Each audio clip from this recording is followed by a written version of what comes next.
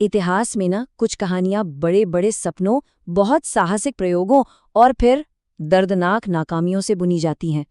और ऐसी ही एक कहानी है तुगलक वंश की। एक ऐसा वंश जिसने भारत पर राज करने का तरीका ही बदलने की कोशिश कर डाली, लेकिन जिसकी विरासत आज भी एक पहेली बनी हुई है।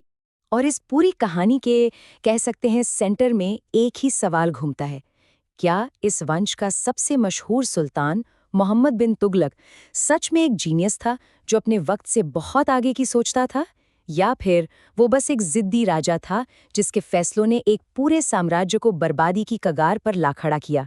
चलिए आज इसी पहेली को सुलझाने की कोशिश करते हैं। देखिए, इस कहानी का जो सार है ना, वो इस एक लाइन में छिपा है। ये सिर्फ राजाओं और जंगों की कहानी नहीं है, नहीं, ये इस बात का सबक है कि बड़े से बड़ा आइडिया भी बेकार है अगर उसे लागू करने की काबिलियत और लोगों की रजामंदी ना हो। और ये एक ऐसा सबक है जो आज भी उतना ही सच है जितना तब था। तो कहानी शुरू होती है तुगलक वंश के फाउंडर गयासुद्दीन तुगलक से। खिलजी वंश के बाद जो उथल पुथल मची थी, उसके बाद उन्होंने ही दिल्ली की सत्ता संभाली थी। गयासुद्दीन कह सकते हैं एक बहुत प्रैक्टिकल शासक थे। उनका एक ही मकसद था, सल्तनत में स्टेबिलिटी यानी स्थिरता वापस लाना। उन्होंने कानून व्यवस्था को ठीक किया, एडमिनिस्ट्रेशन को सुधारा और इकोनॉमी को वापस पटरी पर ले आए। मतलब उन्होंने एक मजबूत स्टेज तो तैयार कर दिया था, लेकिन शायद उन्हें भी अंदाजा नहीं था कि उनका बेटा इस स्टेज पर कैसे कैसे सपने पूरे करने वाला। और अब एंट्री होती है इस कहानी के सबसे दिलचस्प किरदार की, मोहम्मद बिन तुगलक। अपने पिता से एकदम अलग। वो एक स्कॉलर थे, एक सपने देखने वाले, एक ऐसा सुल्तान जिसके आइडियाज इतिहास को हमेशा के लिए बदलने वाले थे, या कम से कम कोशिश तो करने ही वाले थे। मोहम्मद बिन तुगलक की असल प्रॉब्लम आइडियाज की कमी नहीं थी, बल्कि ये थी कि उनकी सोच अपने समय से बहुत बहुत आगे थी।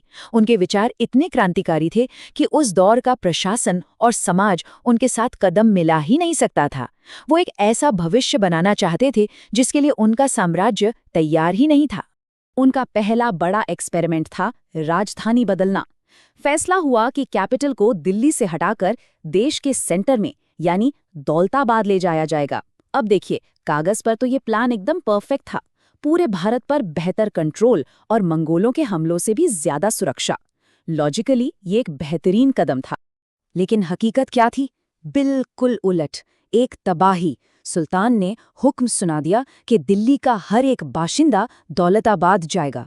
सोचिए जरा, ये कोई ऑप्शन नहीं था, ये एक जबरदस्ती का पलायन था। हजारों लोग, औरतें, बच्चे, बूढ़े, सब रास्ते में ही थकान, भूख और बीमारियों से मर गए। कितने ही परिवार बिखर गए। तो एक जो ब्रिलियंट आइडिया था ना, वो खराब प्लानिंग की वजह से एक बहुत बड़ी इंसानी त्रासदी में बदल गया। तो इससे सबक क्या मिला? सबक ये था कि आइडिया कितना भी अच्छा क्यों न हो, अगर उसे लागू करने का तरीका गलत है तो नतीजा सिर्फ तबाही होता है।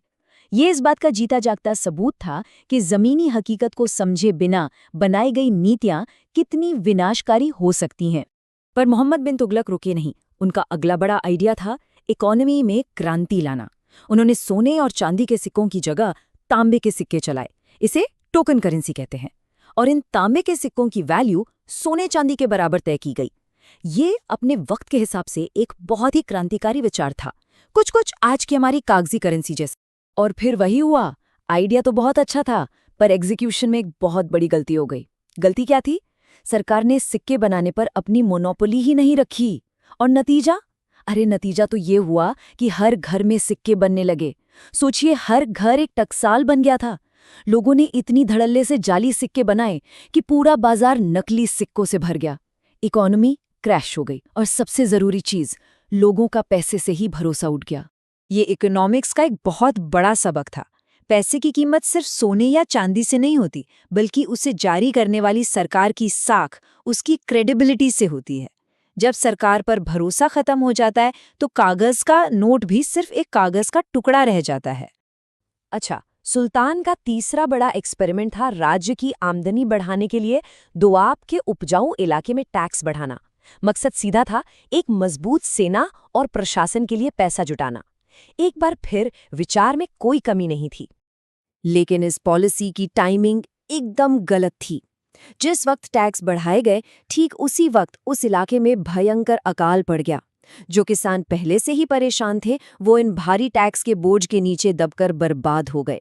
और इसका नतीजा एक भयंकर विद्रोह जिसने सल्तनत की नींव हिलाकर रखा। ये घटना हमें सिखाती है कि नीतियां सिर्फ नंबरों और आंकड़ों पर नहीं बनती। अगर नीतियों में आम लोगों के दर्द और तकलीफ के लिए कोई जगह नहीं है, तो वो सरकार पर से लोगों का भरोसा ही खत्म कर देती है। ये गवर्नेंस का एक बहुत ही मानवीय सबक है। तो कुल मिलाकर तस्वीर क्या बनती है? देखिए, एक तरफ था मोहम्मद बिन तुगलक का विजन, एक मजबूत सेंट्रलाइज स्टेट, इकोनॉमिक इनोवेशन और साम्राज्य का विस्तार। लेकिन दूसरी तरफ थी जमीनी हकीकत, एक कमजोर प्रशासन, नीतियों को लागू करने की नाकामी और बेहद खराब प्लानिंग। वो पागल नहीं थे, बस उनके सपने उनके साम्राज्य की हकीकत से कई ज्यादा बड़े थे। मोहम्मद बिन तुगलक की मौत के बाद उनके चचेरे भाई फिरोज शाह तुगलक गद्दी पर बैठे, और उनका पूरा शासनकाल आप कह सकते हैं पिछले दौर की हर चीज के खिलाफ एक रिएक्शन था। ऐसा लगा जैसे एक पेंडुलम एक सिरे से घूमकर ठीक दूसरे सिरे पर चला गया हो। इन दोनों सुल्तानों में जमीन आसमान का फर्क था। जहां मोहम्मद बिन तुगलक एक क्रांतिकारी और आदर्शवादी थे, वहीं फिरोज शाह एकदम कंजर्वेटिव यानी रूढ़िवादी और लोगों के कल्याण पर ध्यान देने वाले सुल्तान थे। उन्होंने अपने भाई के हर साहसिक एक्सपेरिमेंट को पलट दिया और सिर्फ एक चीज पर जोर दिया, शांति और स्थिरता। फिरोज शाह ने जनता का दिल जीतने के लिए बहुत काम किए। उन्होंने अस्पताल बनवाए, सिंचाई के लिए नहरें खुदवाईं, टैक्स कम कर दिए और सख्त सजाओं को खत्म कर दिया। लेकिन उनकी एक बड़ी कमजोरी थी, वो प्रशासन चलाने के लिए दासों के एक बहुत बड़े सिस्टम पर निर्भर थे, और इसी सिस्टम ने आगे चलकर सल्तनत को अंदर से खोखला कर दिया। तो फिरोज शाह की नीतियों से कुछ वक्त के लिए शांति तो आ गई, लेकिन सल्तनत की जो अंदरूनी कमजोरियां थीं वो दूर नहीं हुई, और उनकी मौत के बाद तुगलक वंश का पतन बहुत बहुत तेजी से हुआ। और फिर तो सब कुछ ताश के पत्तों की तरह बिखर गया।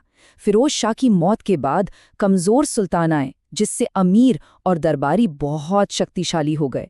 और फिर 1398 में तैमूर के हमले ने ताबूत में कह सकते हैं आखिरी कील ठोक दी। तैमूर के हमले ने दिल्ली को पूरी तरह से बर्बाद कर दिया।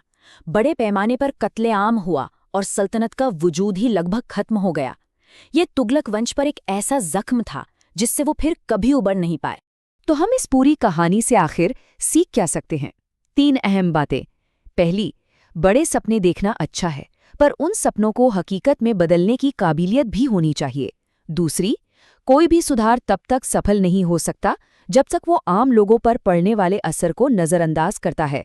और तीसरी, कोई भी सरकार कितनी ही ताकतवर क्यों न हो, उसकी शक्ति की हमेशा एक सीमा होती है। और अंत में ये एक लाइन तुगलकों की पूरी कहानी का सार बता देती है। उन्होंने एक ऐसे भविष्य का सपना देखा जिसके लिए उनका साम्राज्य, उनका समाज तैयार ही नहीं था। उनकी कहानी हमें ये याद दिलाती है कि तरक्की सिर्फ बड़े बड़े आइडियाज से नहीं आती, बल्कि धैर्य, काबिलियत और सबसे ज़रूरी लोगों को साथ लेकर चलने से आती है।